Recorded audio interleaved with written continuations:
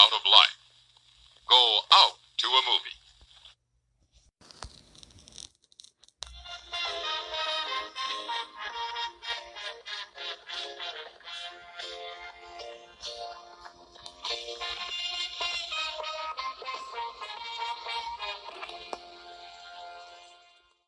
Welcome, everybody, to the Red Rabbit Drive-In Theater.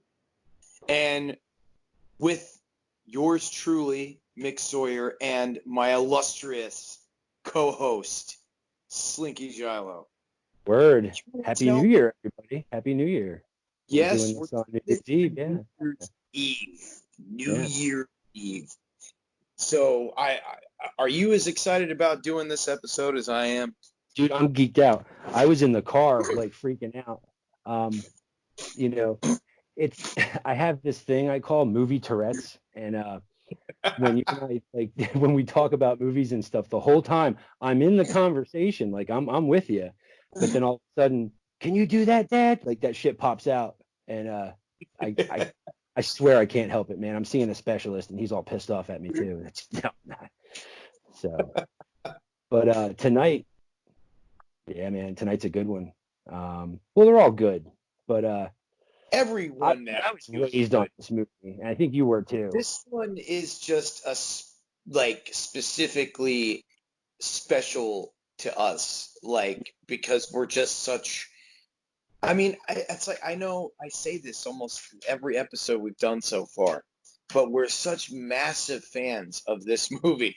Well, every movie we cover, we're a massive fan of. So that's, but this one, we're huge fans of. Like, I mean, this is was my babysitter. And OCP was my babysitter too. Trying to drop some hints. Right, he's listening. So we're not plumbers. We're police officers. Oh, it's great. And I don't want to hear any. Robocop, everybody. Robocop. Yeah. Yeah, we're gonna drop the dime on Robocop tonight. We've been talking about this episode for how long now? A long time. This is another movie. Whenever we talk about movies, Robocop always comes up. Always comes up. I think this is probably one of when me and you have had conversations for over a year. Yeah. Like, I think exception of the show. I think, yeah, it was always RoboCop. We've referenced RoboCop so much. Oh yeah. Yeah, oh, yeah. like we're always dropping from it. Like, what I was thinking? Should I plug the new release that Arrow put out of RoboCop? Because I mean, the show we're doing it's for movie fans. So anytime we can, let them know that there's a better version, to inhale the movie, if you will. Absolutely. So well, you're gonna get it eventually. After I'm way behind. I had a Blu-ray player. Long story. I had to get rid of it. Yada yada. So I'm a little bit behind on the Blu-rays, but stuff's gonna get crazy here real soon. Oh yeah, that's the first one you got to get though. That's your first priority. There's like 4 that. Yeah, it's gonna happen. Well, they got a steelbook edition of that too. Oh, I had a boner walking the best there too. It's the same thing. It comes with the same 2 discs. It just doesn't have the booklet and stuff like that. But the steelbook edition is pretty fucking sweet. I almost got that one, but I was like, no, I got to have the one with the case. Like Arrow, ladies and gentlemen, have put out the most definitive version of RoboCop on Blu-ray. Nice. Yeah, I was looking at it online and drooling. Yeah, I mean, I want to dissuade people from getting that bare bones version that MGM released years ago and get just the film in a trailer. Like, come on, utilize the DVD or Blu-ray. Yes. Like, utilize it, man. I mean, don't get me wrong. It had features on it, but it was just like, I don't know, like the case wasn't all that great. It was one of those, those covers where you can tell it was kind of repurposed. Yeah. It was slapdash together, man. Like, just to get a product out there. I think that's what they did it. much. But let's see. Robocop, man. 1907, directed by Paul Verhoeven, correct? If I'm correct, yeah. That was correct. This and Starship Troopers are kind of on their own little thing because it's like when you watch it, it's like you're watching cable TV because he has these like commercials that he puts in the movie, and it's cool, you know. I think it was one of the first like big blockbuster films to have heavy social commentary in it. Yes, and I'll say this: aside from Star Wars, of course, you know, age, I think it was 7 or 8 when I saw this. This movie, because I didn't see Aliens until I was like 10. This was like one of the first hardcore sci-fi movies that I really fell in love with. Was RoboCop. Love RoboCop. Same here. Fantastic, man. And again, it's a comic book character that first appeared in a movie. Because this is total comic book stuff. Total. I realize we're starting to have a similar theme on this show as far as that goes. Because fantastic, you know. Yeah. Wow. See, you know, things just couldn't work out any better that way. Like I love that. About movies that I always got into was, all right, it's a visual medium. So if you're going to show something that's visual, that's an utter fantasy, have something that could not possibly take place in the real world. You know what I mean? That maybe in the future, possibly, but just the utter fantastic, you know, beyond belief kind of thing. I think Robocop fits the bill. Saw it right after it came out. I was 7 or 8 when I saw this movie and loved it. Loved it ever since I saw it. Oh. It's another one so quotable. There's so many good lines in this movie. No, I couldn't agree more. Like, what was like when you first saw it? How did you hear about it? What were you thinking? You know, what were your memories of like the moment you heard about RoboCop or saw RoboCop? My mom. All right, there was a video store in New Jersey that we used to go and rent movies from. Mom and Pop video store called Video Vision. Rest in peace, Video Vision. Again, they had just plate glass windows because it was in a shopping center, and all the latest releases, they had these beautiful giant posters that they would tape up in the windows. You couldn't see into the store because of the posters. You know, you could only look through the door. Yeah. And if I remember correctly, I waited in the car. My mom returned some videotapes. I have to return some videotapes. Nice. She came right back out, and she had like 2 movies, and she always rented one for her and one for me. And she got in the car and she handed me the movies, and she's like, "Here, I got your RoboCop," and I'm like, "RoboCop." And as we pulled away, she pointed, and there was the poster next to the door, and it's him getting out of the car. That gorgeous poster of RoboCop. And my jaw was hanging open all the way till we got home. So we got home, you know, because I'm looking at it, like, you know, I was into Transformers and all that stuff. So we're, you know, I couldn't get home fast enough, dude. I could not get home fast enough. I didn't know what the movie was about. I had no clue. Store. That's how poster. I want to get home and pop this into my VHS, you know. So we got home, and, you know, I was so young I couldn't operate the VCR yet, but I knew what the play button was. So I ran in there and shoved that bitch in there and hit play. And wow, just wow, you know. Of course, when you're that young, you know, the movie's playing and you're like, all right, come on, get to the good stuff. Ed 209 coming out. You now have 20 seconds to comply. You better listen to him. Like, boy, did you not know what you were getting yourself into? No.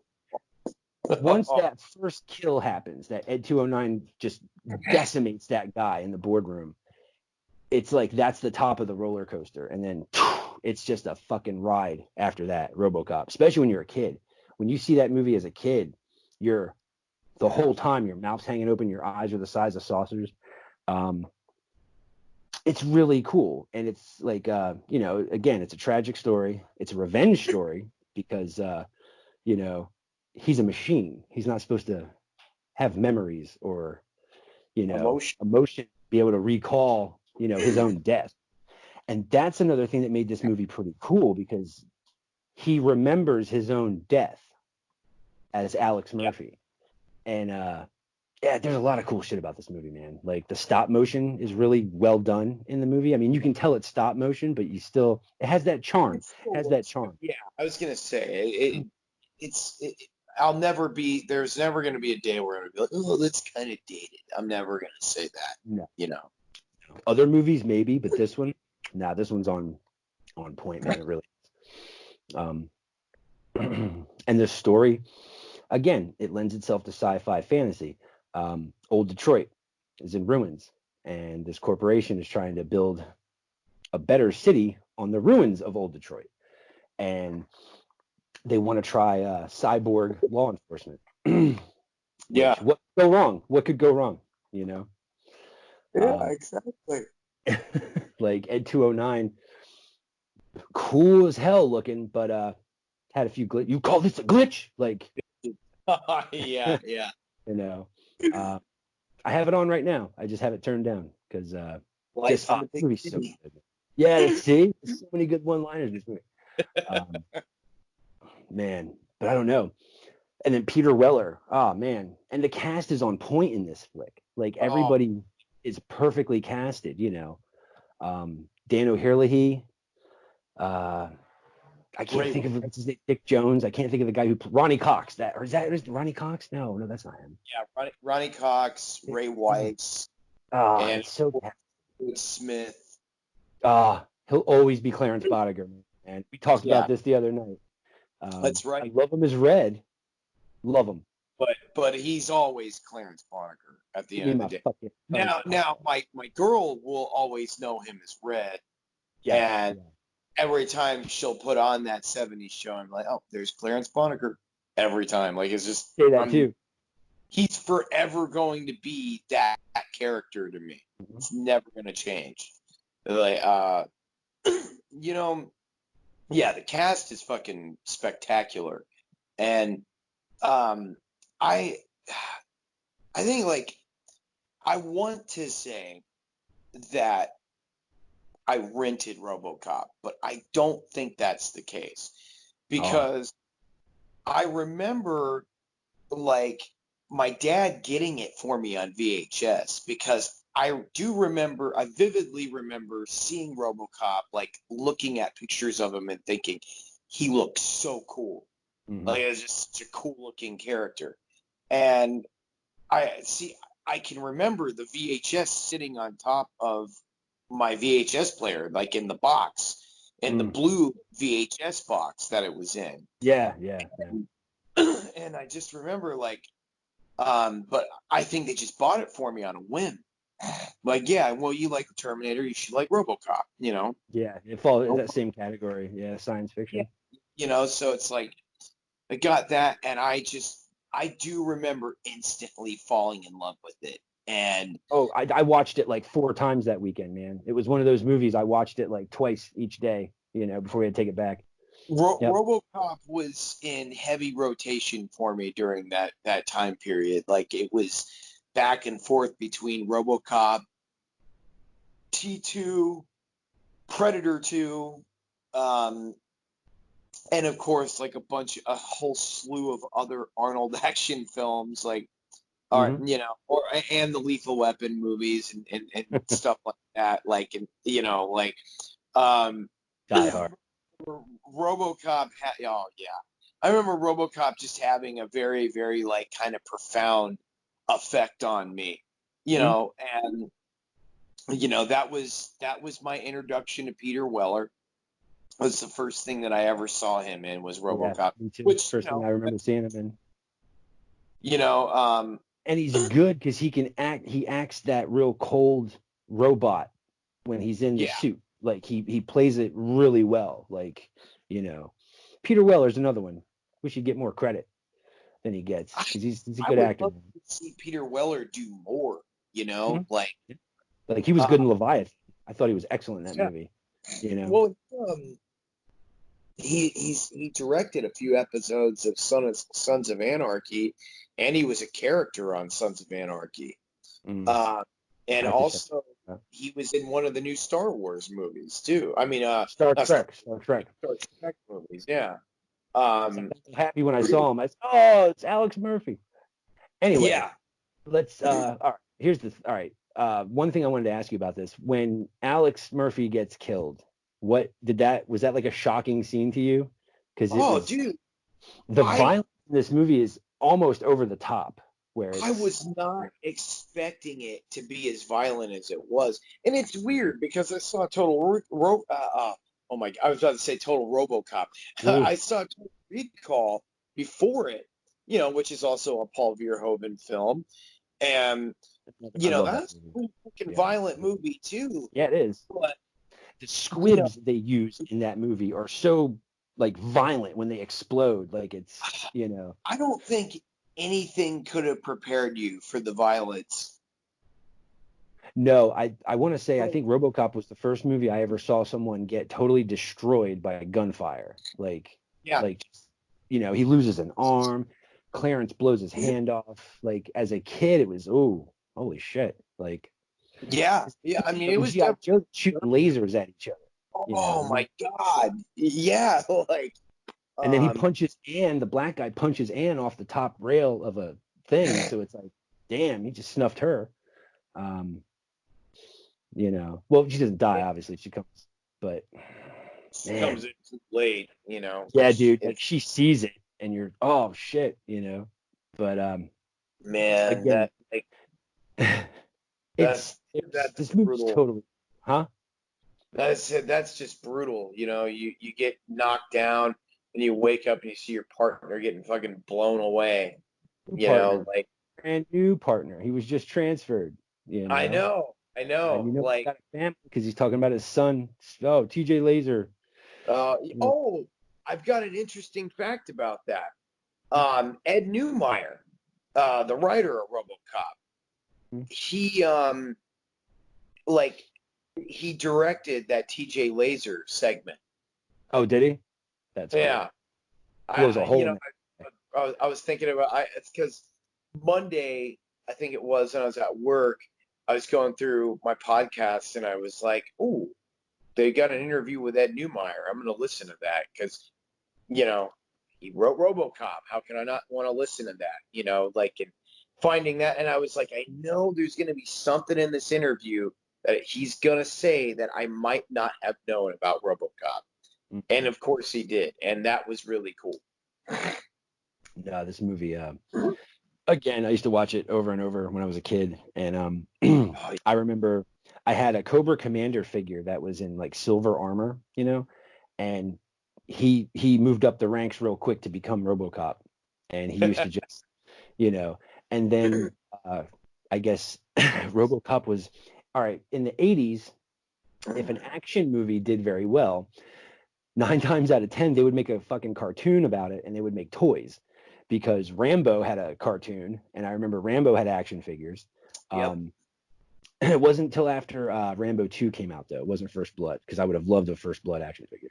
Um, that's another movie we're gonna do because I fucking love Yes. First Blood. Oh, so good. Stallone should have won an Oscar for that speech. I don't care what it says. I agree. I agree. Call me baby killer and shit. Ah, should have won an Oscar. Should have won an Oscar. But yeah, in the 80s, if you had an action film that did good, you would probably get a cartoon and figures would be licensed. And RoboCop was one of them. RoboCop and the Ultra Police had a Oh, show. And I remember when they introduced the toys, I did extra chores that week and took the trash out twice, didn't and couldn't get my hands on that figure quick enough. Finally got him. And boy, oh boy, RoboCop, he was arresting all of my action figures, dude. Like Han Solo got jailed for being a smuggler. Like it was, um, but it was that just, sucks. I missed that boat. Like I never had a RoboCop action figure. well, just I'm a couple years older than you, so it's Oh, that's true. Yeah. they came out in like '88, I think, Yeah. '89. So, but I only had two of them, man. I had one of the bad guys were called the Headhunters, and they had motorcycles and stuff. I had the car, but I never got the glow in the dark one. That's the one I wanted. That's cool. Yeah, but That's and then super cool. RoboCop, man, he's a big part of pop culture now. Like they still make toys and stuff Oh, from it. And absolutely. but all right, let's see. Getting into the film here.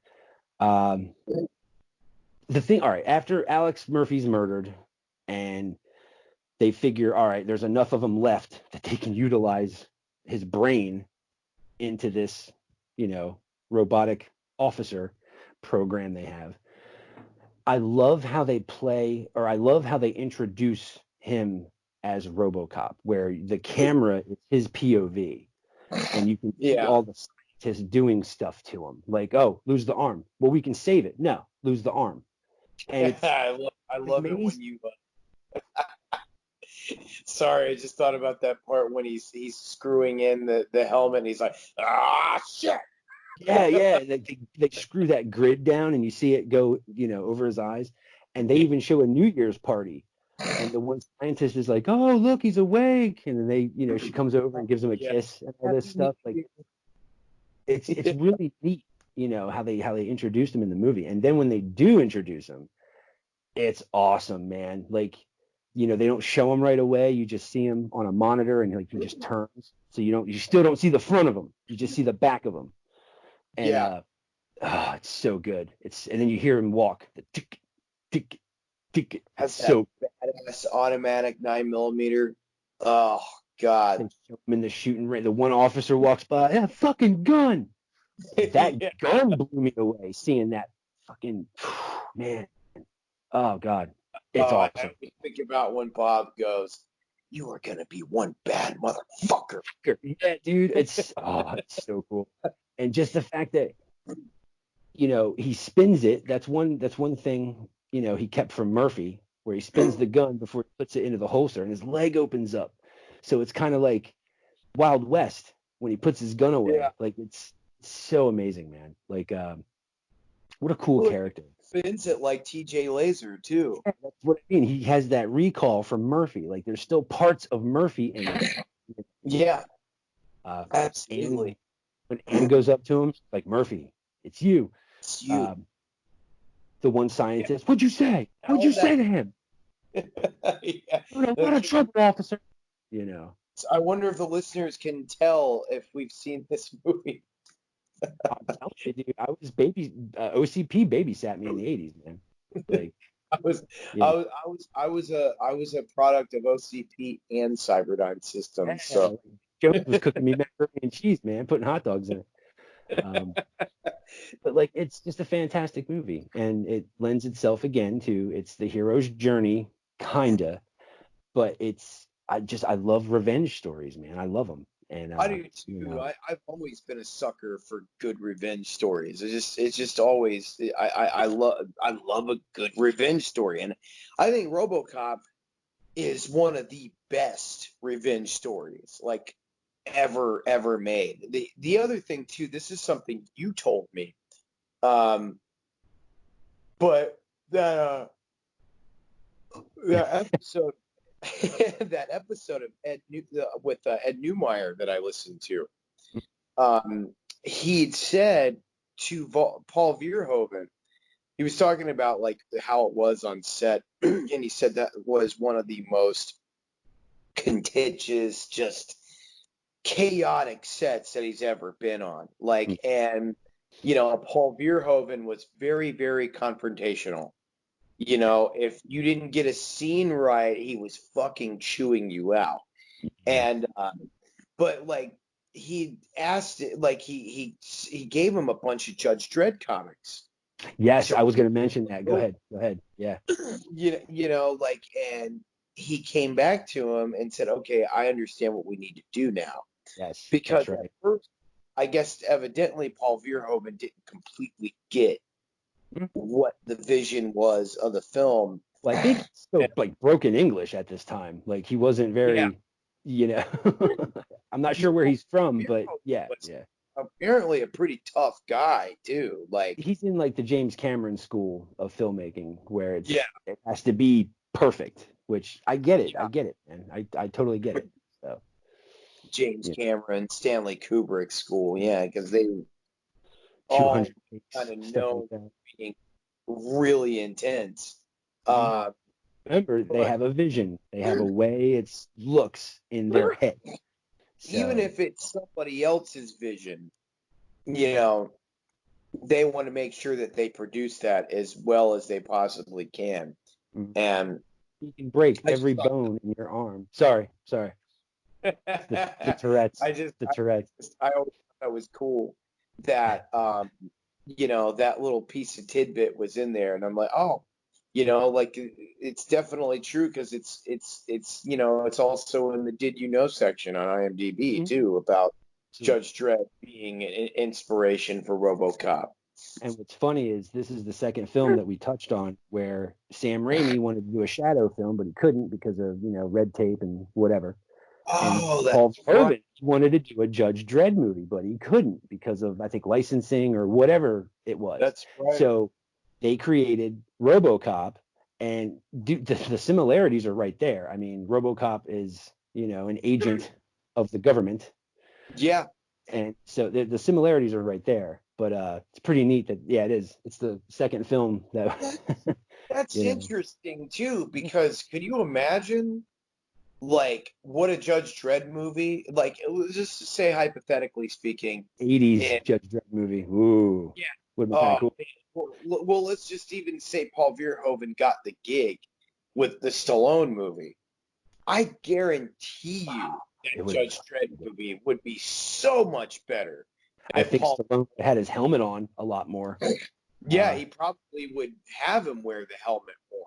Just yeah, because it's like I don't give a shit if you don't want to cover up your face. If you're gonna cover up your face for this it's role. not the But character. The character never takes his helmet off. So, yeah, you know, and, but I get it. I mean, the studio, they pay millions of dollars for that actor. They want you to see his face. So I get it.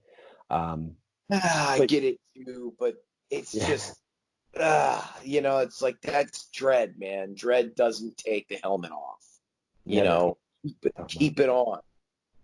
Like but yeah, I mean, I thought that, like Yeah, it's weird because as much as we know about that movie, just, I'm kind of glad that I didn't do what I did like with Terminator and Ghostbusters and Halloween where I sought out every single piece of trivia possible because it's kind of cool now that I'm older and I can find out new things about RoboCop that I didn't know before instead of being like, because it's kind of a bummer when you're like, oh yeah, I already knew take that. You some of know the what I magic out of it, man. Um, Exactly. because Exactly. I'm 39, I'm almost 40, Jesus, and there's not a lot of movies that, especially with the introduction of DVDs, because most of them, not all, but most have the behind the scenes stuff, so you get to see how it's done. So I think with the information age, it took a lot of the magic away from movie making. Oh yeah. So there's not a, I mean, Star Wars, as much as I know about Star Wars, because I'm a Star Wars nerd, fuck, am I a Star Wars nerd? But that's one of the few movies that I put on and I feel like a kid when I'm watching it. And I do too. there's just a handful of flicks that still do that to me. RoboCop's one of them. I put it on No, and I totally identify yeah. with that because, But and there's a then lot of also, movies I did information binges on, and it just yeah, sucked the magic right out of them. Totally. yeah, Just, you yeah. know, I mean, the other thing that I have to acknowledge as is the trademark Basil Polderis score. That, scores on another level, bro. oh Like my God, I the get the so hitting of the chain, all that stuff. Like even like those melancholy moments where like you're feeling oh, bad for he's a Mur- machine. There's yeah, no going back now. He's yeah, exactly. And also you're, seeing, memories of him and his wife and stuff like that. And he's walking yeah. through their own house and it's, Well, when you he's know, in the chair and those he gets those memories of him being killed, and then he just gets up and takes off, and the scientists are like, "What the hell? What's going on?" They don't even know what's happening, and there's that scene where he's walking through his old house, and like it's like a gut punch, and they have yeah, the realtors are on televisions in the house, and he's remembering his son, he's remembering his wife, and he just hauls off and punches that last television. And yeah, sucks, man. You feel bad for yeah, dude. it Like, is, man. And like, I remember in that scene, it kept showing the wife saying like, I really need to tell you something, and Just drops the L bomb on him. yeah, the L bomb. No, that's what I call it. It's a powerful word. It's a powerful word. It is. That It is. fucking gun. Oh But like, God. Yeah, I mean, and the other thing though is like I mean I've listened to the score at work, like the full thing. Like I've worked out to the RoboCop theme. Like there's just some kind of energy I get from that theme when I listen to it, and I get like this little grin on my face, like an idiot, like, yeah, I don't know. It's there's a like, few scores that do that where it's like, all right, the thing. As much as I love that score because it's beautiful, it's hard. It's not really one you can listen to without the film. You see what I'm well, saying? Like with me yeah, when I'm I mean, drawing.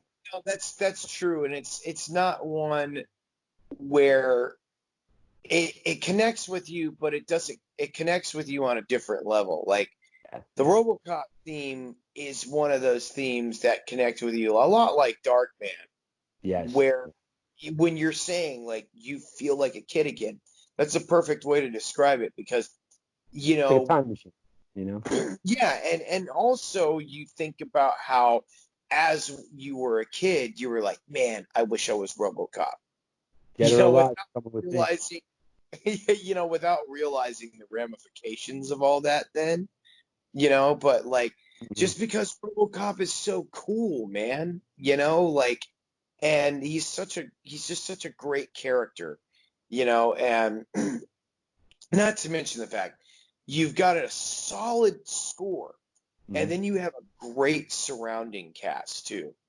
Mhm. Yeah.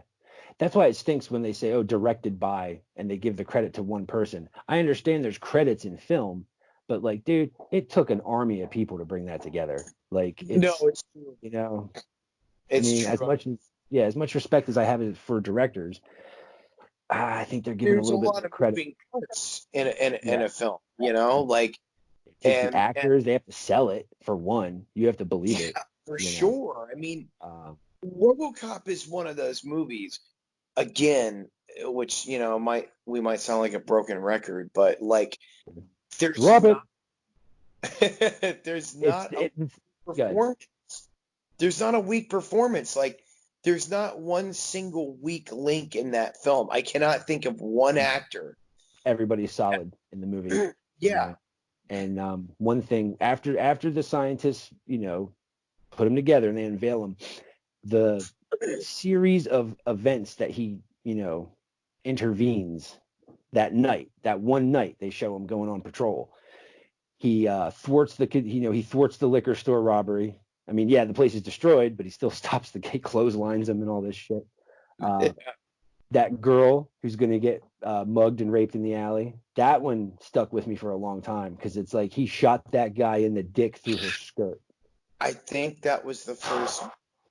I I I know that I might have said this about True Romance, but I saw RoboCop before True Romance, Yeah, me and I too. think Yeah. that it's the first movie that I saw somebody get shot in the dick in. It And was mine. Messed me up. Yeah. yeah, Man, you because have suffered an emotional shock. Like there's a it's rape crazy. crisis. Yeah, Yeah. I'll notify a rape crisis center. It's insane, man. That movie. He's gonna kill her. He's gonna kill her, man. No, no, he's not. It's Oh man, I remember when he shot through her skirt, and I'm like, like that. I gasped, and then like when I saw that, I'm like, oh god, and like the other thing that makes me laugh is there's a mug that says, "Remember when RoboCop shot that dude in the dick?" I sent that picture to you, man. It's a little action figure. It's hysterical. That's right. You did You send know. me that picture. Like a little shout out to Mark Hunter from Chimera. Like he had a coffee mug on because he does a show called Rawhead Reviews and they review movies. And he had a picture of him drinking out of that coffee mug. And I was like, man, that is the ultimate coffee mug to have right there. It's so funny, man. Now, should we move on to the other actors in the film?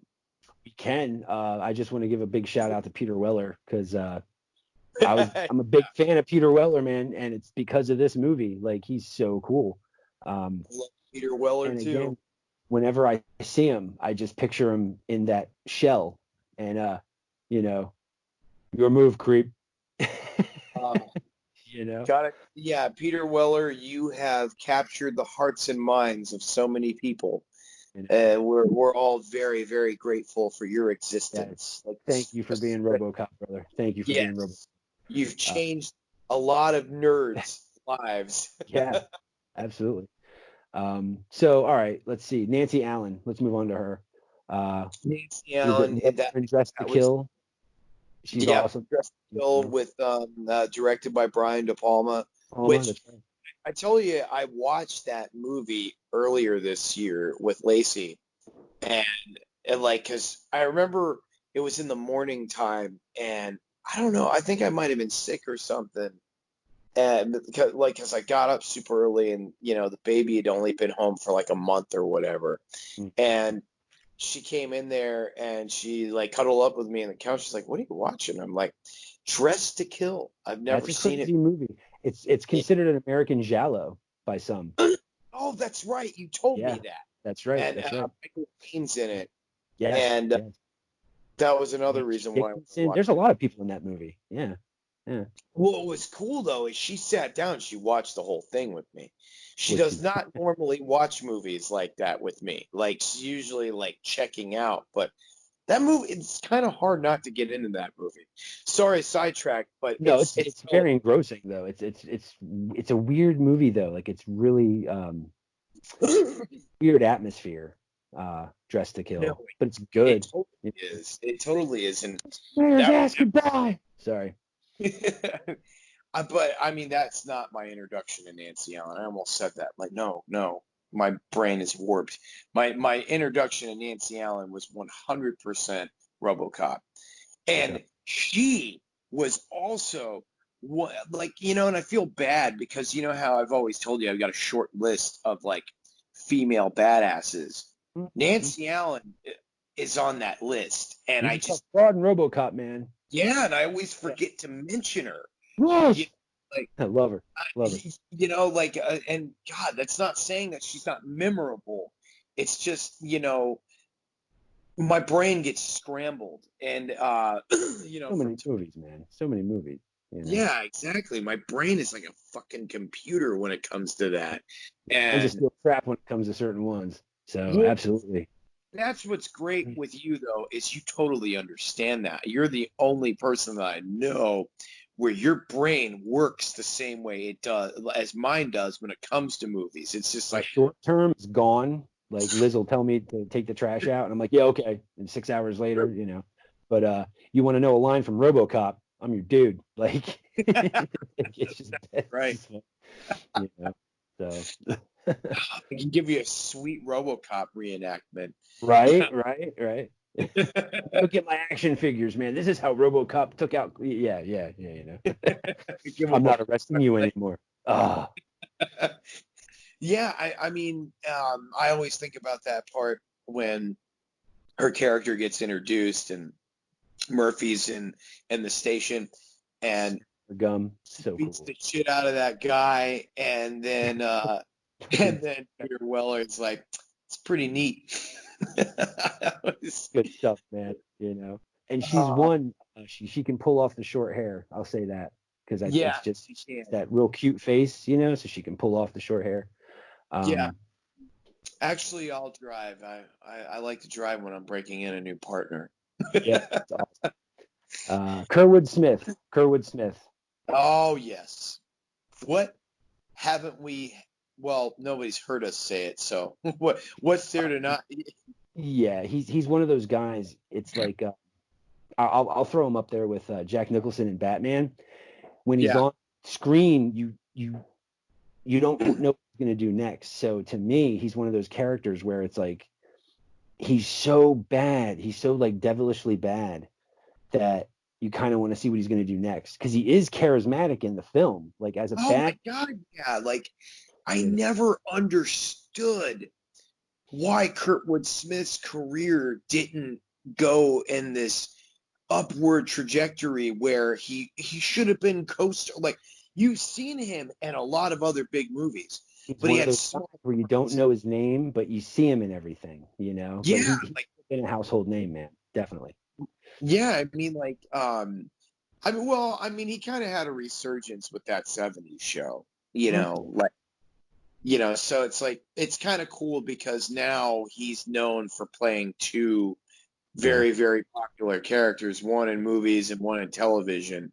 And Well, like you not said, a there's a lot of whole actors. generation that know him as Red, but Yeah, and I adore him as Red. I love him as Red. He's my favorite character on that show. I do But too. he's Clarence Bodiger. Yeah, he's What are his always charges? going. He's a cop killer. Like, And oh, give me my fucking phone phone call. call. He spits on his paperwork and shit. Oh, he's so good, man. He's so good in this movie. I love it because the chief looks like a shit. But yeah, like Take a look at my no, face, dick. Like, oh, so good. So good. He was trying to kill me. bitches Uh, leave. oh, man. God damn it. Well, I mean, in case you haven't heard us say it earlier, I think we did say it earlier, but um, Kurtwood Smith will forever be cemented in history in our brains as Clarence Boddicker. Clarence Bodiger. Yeah. My girl knows him as Red.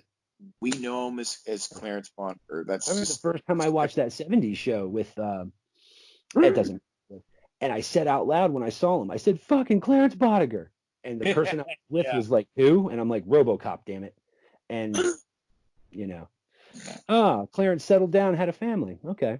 Like, Well, and it was it was what was it? It was interesting because with Clarence, like with that character, just with Kurtwood Smith, you would see. Like I remember the other thing that I saw him pop up in was Under Siege, and he was one of the colonels, and I just remember being like, "Oh shit, it's Clarence Boddicker," he's going to be running the show in a few minutes. Yeah. yeah, like, but yeah, I mean, I never understood, like, I'll still never understand why he didn't skyrocket.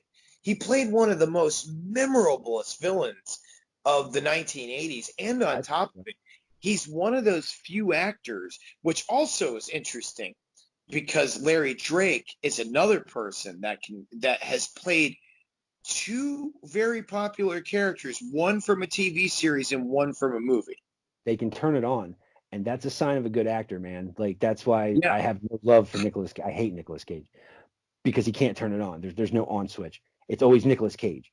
What's cool, like you said, it's cool you mentioned Larry Drake. Is Larry Drake very unassuming when you like hear him in an interview or something like that. But then in Darkman, he's such a motherfucker. And then same with Kurtwood Smith. Like in an interview, I've seen him in interviews and stuff. He's a nice guy. Like he's not, he probably waters his garden and shit.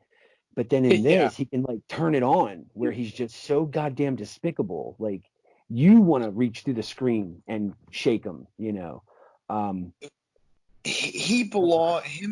and Larry Drake belong to the school of Lance Henriksen. Yes. Actors like that where they're these incredible character actors, and like Matt Frewer and people like that. Yeah, he's another one. Max Headroom, that's right. Jeff Fahey, like they all kind of like belong to that class of. Well, even Alan Rickman, rest in peace, Hans Gruber. Yes. He's another one. He's such a nice guy, but then as the sheriff of Nottingham, he makes being a bad guy look so much fun and so just. I know. Yeah. It's true, and like it makes you want that. Like, I mean, of course, me having a little bit of an acting background, like Mick's an actor, kids. Mick's an actor.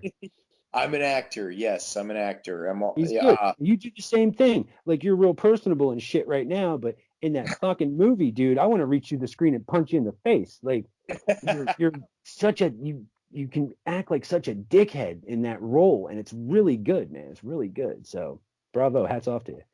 Thank you. Yeah. You want to tell them what movies you're mentioning? Well, I mean, there's the Creekers trilogy, which Yeah. what is it? It's Rock Bottom Creek, Creek County, and Yep. Creekers. Yep. I've seen them all, and you are a motherfucker in the movies. In wrestling terms, I'd be the heel. Yes, that's right. You'd be a heel. That's right. That's right. But no, again, it's cool to see someone do that, to be able to just like flip a switch and they turn into this like just deplorable character who they're fun to watch. That's the thing. I would like to say that it's in tribute to the likes of guys like Clarence Boddicker, Max Cady. Hell, even there's a little bit of the comedian in that character. Like characters it. Ringo. Yeah. Johnny Ringo. Johnny Ringo. Is that my cue? No. But yeah, again, if you want, we can touch on that. If you want, toward the end, we can throw that out there real quick. Yeah, I do want to say there comes a point in the movie where Robocop starts getting these memories back, and he goes into the police database and looks up all the people in Clarence's gang, and then his revenge starts. And boy, oh boy, is it loud and nasty. As soon as you said it, I always think of that theme. Like I always think of that, and then the the little cue at the end of the he's looking at the screen, and it's such a good scene, man. It's such a good scene. It really is, because it shows all of their rap sheets in the computer, and you see all the murders that he's associated with. Holy shit, man! Yeah, conspiracy to murder, like rape, murder. Yeah. And then Alex J. Murphy pops up, and it's good stuff. It's really good stuff. I'm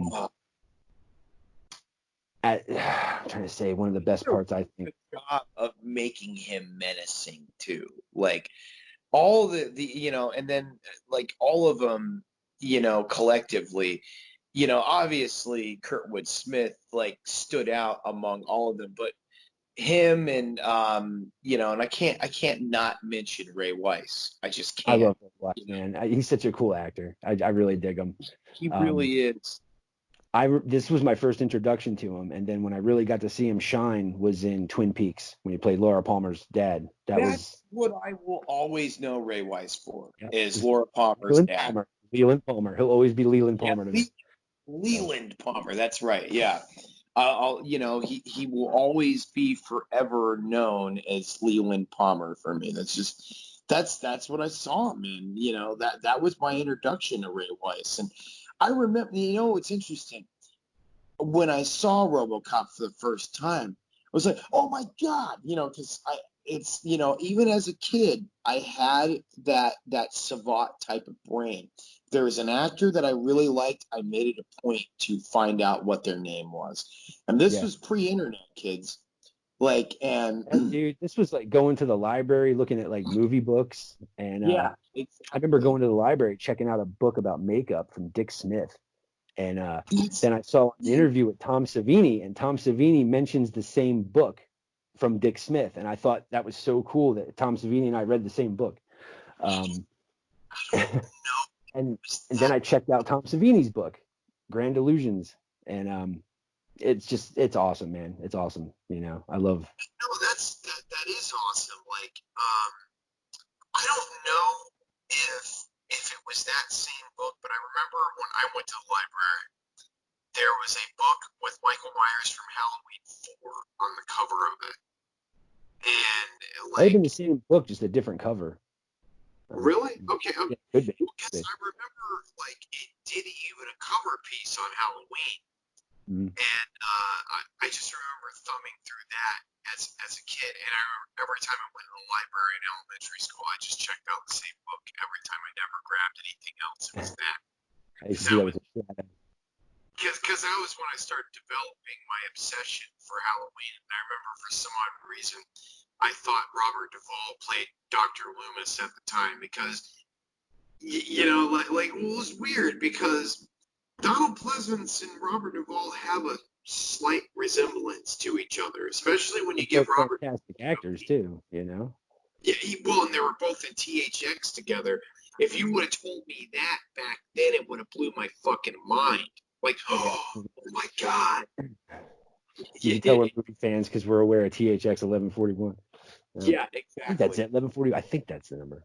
I I've think seen it so. George twice. Lucas' first film. Yeah, like They have the which police have the silver faces and stuff. That movie's a trip, man. When you watch that. isn't it crazy though that you Yeah. say Donald Pleasance has worked with George Lucas as well?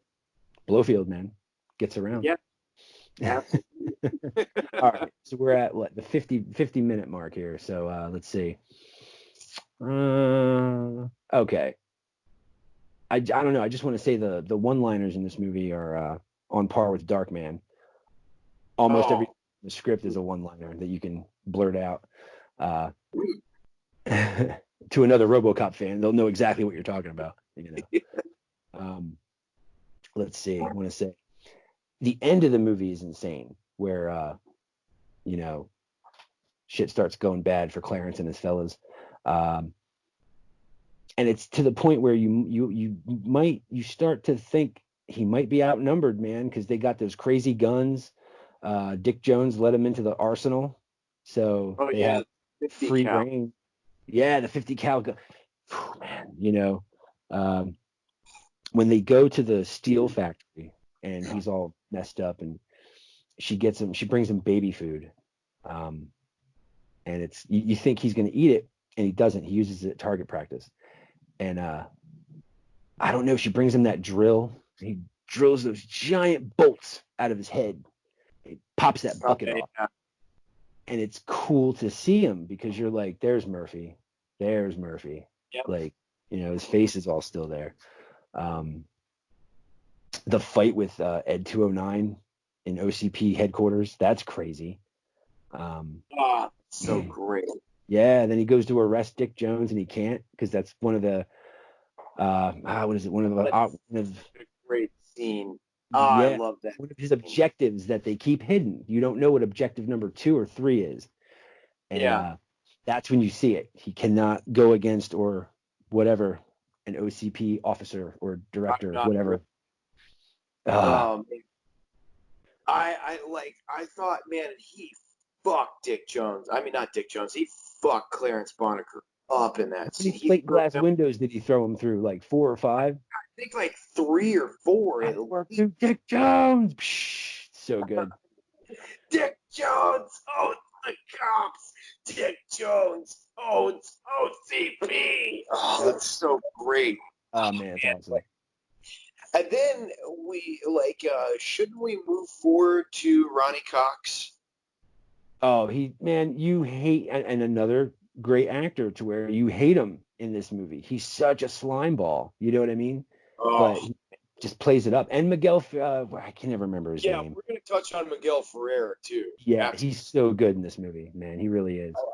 I mean, like, because we've done Peter Weller, Kurtwood Smith, and Nancy Allen. Yeah. We definitely, we talked about Ray Weiss already, which, you would have thought we would have talked about Ronnie Cox before Ray Weiss, but whatever, like, um, but yeah, I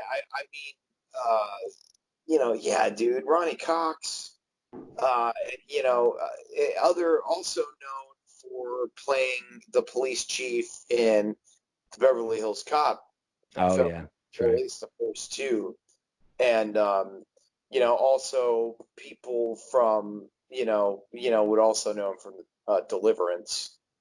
Um, like, which I think Deliverance came out about 10 years before RoboCop did. I'm pretty Deliverance sure. came out, I want to say 73 or 74. I have to look it up. That's another one I haven't seen in a while. Yeah, 15 years, because Ronnie Cox was really young in that movie and he did Yeah. not have gray hair.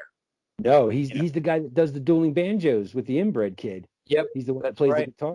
And I like Deliverance because Burt Reynolds is such a man's man, but he gets that leg broken boy and he's a little whiny bitch. Like, you Yeah.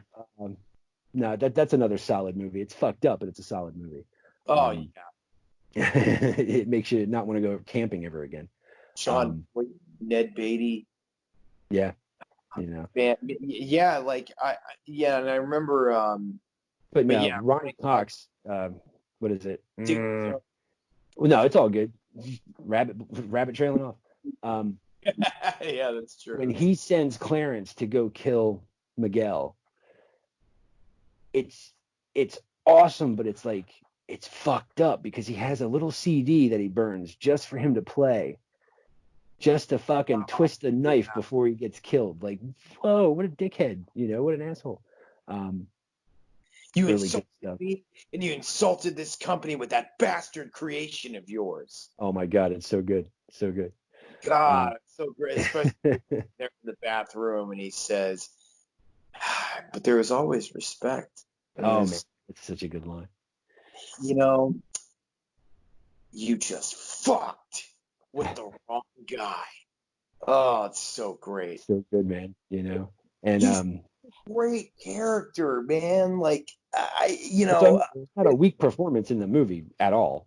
No, Even absolutely. the old man, Dan O'Hurley, he's, and he has one of the best lines in the movie at the end where he's like, "Nice shooting, son. What's your name?" Like, that's awesome that he says that, dude. Like, that's so great. I love that. I love that. Like, yeah, Dan O'Leary, Miguel Ferrer. I mean, come on, like he's got some. That's another thing about this movie. Almost everybody in this movie has some kind of memorable line, Absolutely. or liner. Like I always think about like in the beginning with Bob Hargrove's character when that glitch happens with You call Kenny. this a glitch? So good. And when he goes, that's too bad about Kenny, huh? Life in the big city. It's terrible. What a dickhead thing to say, but like it's so How good. apathetic could you be? Like all the dirty, shitty characters are so dirty and shitty. Like none of them kind of, but they're likable. I don't get it. Exactly. Like I am not supposed to like Bob Hargrove at all. I'm supposed to be like, I want this guy to die.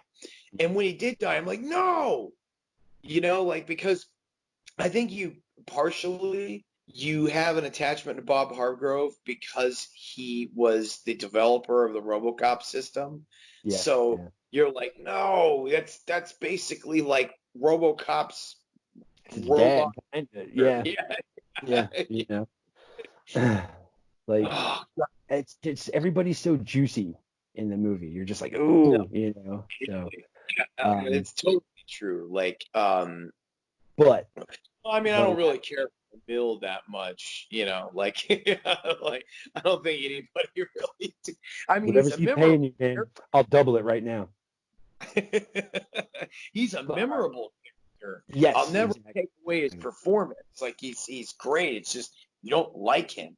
Like especially like even though it does always make me laugh with the guy in the gas station booth, and he was like, "What you reading there?" Got a college boy? College boy? It's like, you think you can outsmart a bullet? Yeah, dude. I said, you think you can outsmart a bullet? I'm talking to you. And like Robocop trashes that guy. That dude gets fucked up twice. Pretty good in the movie, man. Like his death, obviously, where he's like melting in front of you. Yeah, brutal. Like I think Emil's death wins the most the most brutal death. Well, because he got hit into toxic waste. He drove his car into toxic waste, and then if I remember that correctly, he drove his car. I think so. So he's done, dude. He's done. He's melting. Like his fucking skin is melting off his fucking body and shit.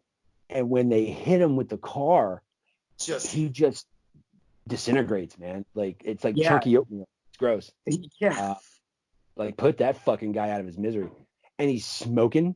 That's a nice little touch they added. When he's walking, you can see the smoke coming off of him. Yeah. Yeah, that's right. Yeah, that was the effects are great in the movie. I want to touch on the end of the movie where Dan O'Hurley says, "Oh, nice shooting, son. What's your name?" Robocop says Murphy. Yes. Like that. I don't think the movie could have ended better on like a better. I don't think so either. And then of course the amazing Basil Polderus theme again plays at the end. So good. You know, it's one of those scores that get you pumped when you hear it. It's like it's good stuff. Yeah, I always get pumped every time I hear it.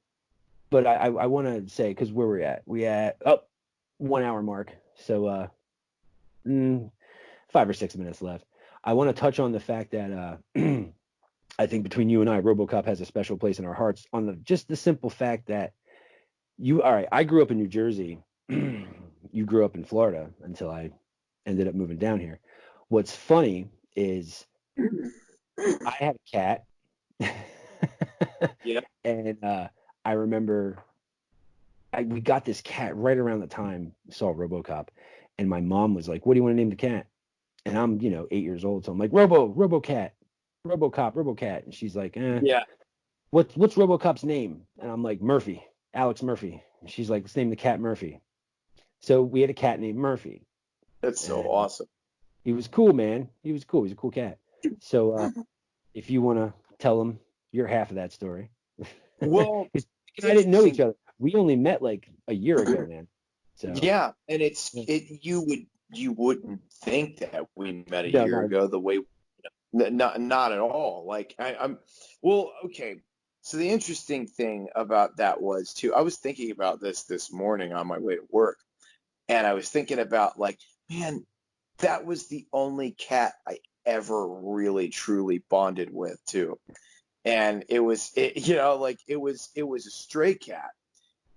We didn't take it in, even though I wanted to take it in. But every time I went up to the bus stop in the morning, it always came up to me every morning, and like I would just sit there and pet it until my bus would come, and I would just sit there, and I don't think it took me very long. I'm like, I'm gonna name the cat Murphy, and it was also the other thing. The cat was the same color as your cat, Murphy. Yeah, they were both orange and white. Yeah. Yep. So weird, man. It's so weird. Such a crazy parallel. And Murphy looked like Morris on the 9 Lives can.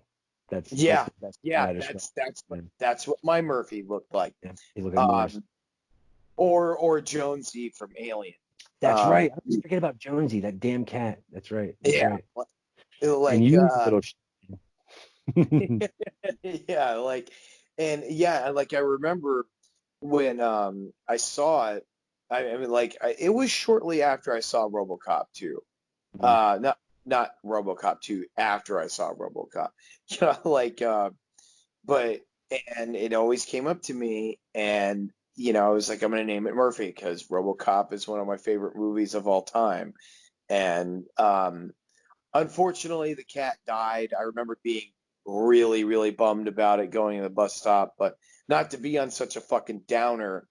It's the cool thing about that is both of us have paralleled so much, even way before we knew each other. We're kids. There like 1,300 miles away, because like I said, I was raised in South Jersey. So, but each of us had a cat named Murphy.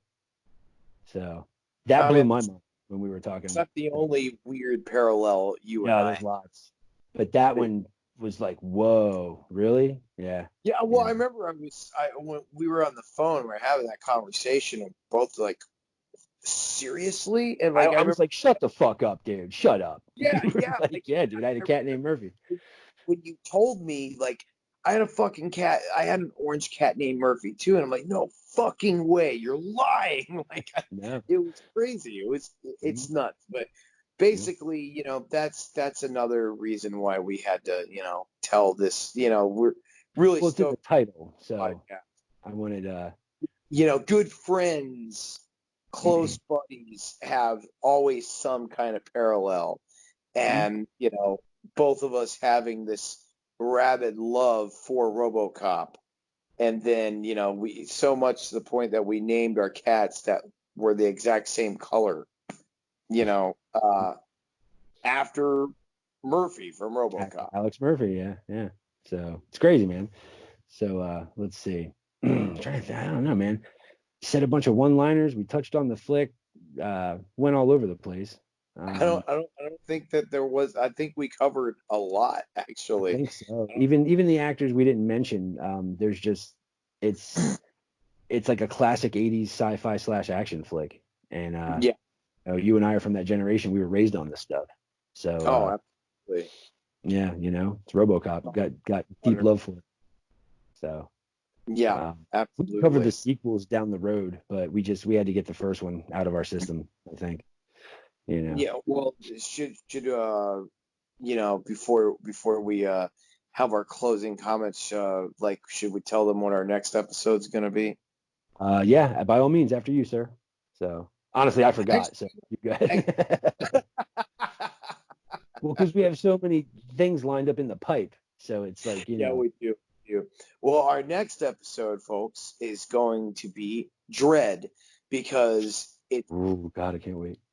only appropriate for us to follow up with Dread after RoboCop. Like, and then we've got tons of other killer movies that we're reviewing, and basically, I don't even know if our show could even be considered a review show. We're just talking about how awesome these movies are. Well, because I wrote that in the description. It's two movie junkies nerding out, man. Yeah, And pretty we much. just That say all the parts we like from the movie, what parts stuck with us, stuff like that. So well, absolutely. I mean, the other thing that I was going to say on the last episode is we kind of do what Joe Bob Briggs does, when he says he embraces it instead of, knocking it down or tearing it down. Like that's exactly what we do, which Mhm. I'm going to let you should tell them the significance of the name of our show, the title of the show. Well, the thing is, the one of the goals about this is that I really want people to, even if you've seen the movie 50 times, I'd love for them to watch the movie through like our lenses, our eyes, Yes. just to be giddy about it and, excited. Um, we named the show, well, Liz actually came up with the show name, Yeah, our producer. The Red Rabbit, because we both have a deep love for the original Halloween. Yep. And that's the name of the bar that Loomis finds the matchbook. Yep. And then the drive-in, because of Joe Bob, Yeah, So we're Matt Joe Bob Briggs that's Joe fans. Bob. So I love Joe Bob Briggs, man. I grew up on Joe Bob. I used to watch him on Showtime, before Man. before he took over I Monster. on TNT with Monster Vision. Like one day we hope to be the next Joe Bob Briggs. Well, But there'll never that's be too another Joe Bob, but I just, I hope people are well like, wow, these guys really know those movies, to have that same kind of impact that he did, because for us, Joe Bob is just The he's at national all like should be recognized as such. absolutely. So He's our Peter Vincent. yes, there you go. There you go. There you go. Oh, Fright Night. We have to do that one too. You have to Oh, have faith we for should that do. to work, Mr. Vincent. I love that movie. We've got some cool episodes coming up, man. We're doing Dread, and then after that, I believe we are going to do Predator 2. It's another good one. It's Yeah. either Predator 2 or Silver Bullet.